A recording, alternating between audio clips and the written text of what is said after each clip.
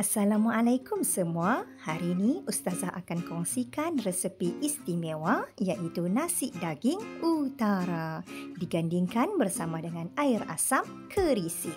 Kawan-kawan, daging korban ada lagi. Sempena musim korban, orang utara selalu masak nasi daging.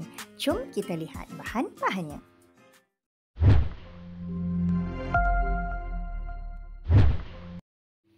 Sediakan periuk, kita akan rebus daging terlebih dahulu. 700 gram daging dipotong agak besar ya, lebih kurang macam ni.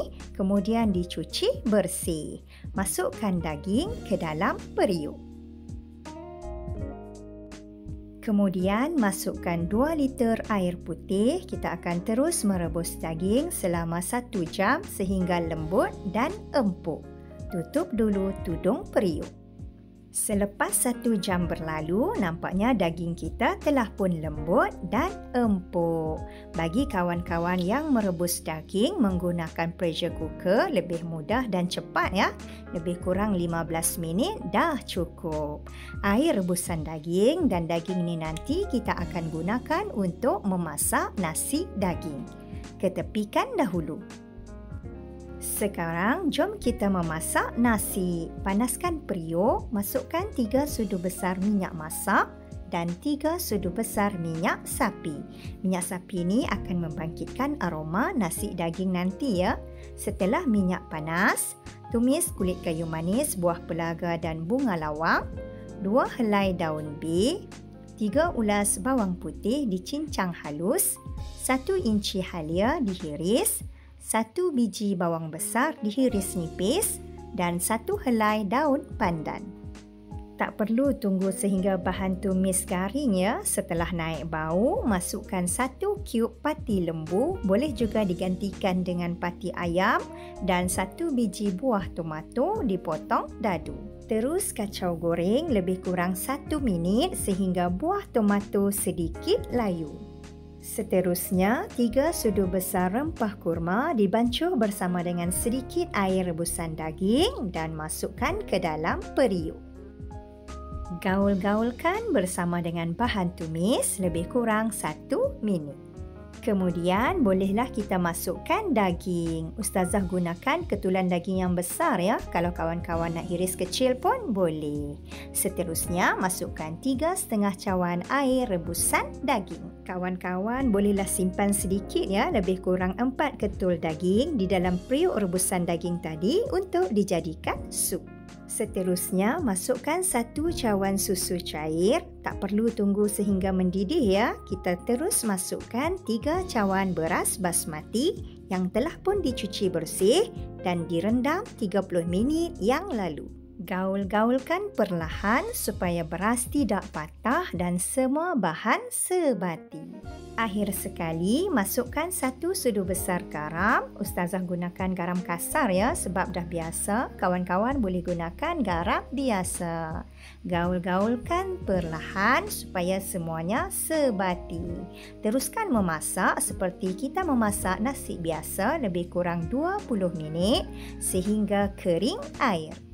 Nampaknya nasi kita telah pun kering air. Gembur-gemburkan perlahan dan perlahankan api. Gunakan api yang paling rendah. Kita akan terus memasak nasi lebih kurang 5 minit lagi sehingga nasi betul-betul masak. Tutup dulu tudung periuk.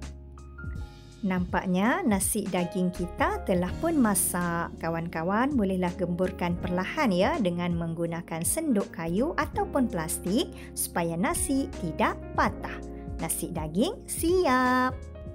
Sekarang jom kita masak sup daging. Gunakan daging yang direbus tadi ya. 4 ulas bawang putih diketuk, 1 inci halia diketuk, 1 batang serai dititik, 1 bungkus sup bunjut. Ustazah gunakan sup tulang ya. Tambahkan sedikit air untuk dijadikan kuah, 1 sudu besar garam dan 1 sudu besar serbuk perasa.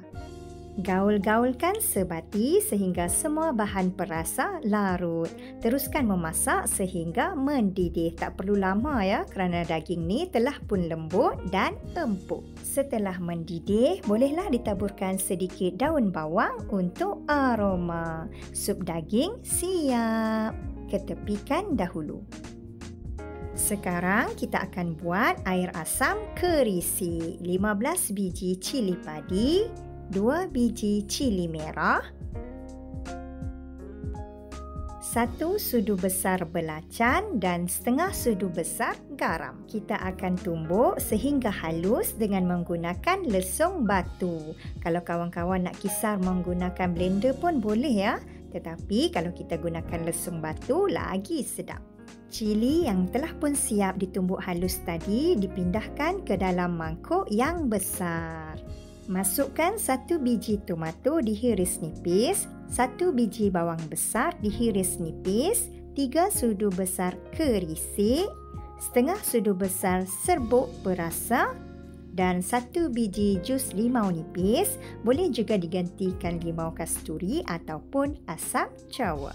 Akhir sekali, masukkan setengah cawan kuah sup. Gaul-gaulkan sehingga semua bahan betul-betul sebati. Kawan-kawan bolehlah sesuaikan rasanya ya dengan menambah apa yang perlu mengikut cita rasa yang disukai. Air asam kerisi ini menu gandingan yang wajib ya apabila kita memasak nasi daging utara. Kerisi yang dibuat sendiri lagi sedap dan wangi. Air asam kerisi siap. Menu nasi daging utara ni sangat sedap dihidangkan bersama dengan air asam kerisi dan juga sup daging. Bila tibanya Hari Raya Korban, menu ini menjadi pilihan. Kawan-kawan yang masih lagi lockdown di rumah tu, cubalah ya resepi yang sangat istimewa ni. Silakan subscribe, like, komen dan share. Nasi daging utara bersama dengan air asam kerisi dan juga sup daging. Resepi dari ayah tangan Ustazah. Selamat mencuba semua.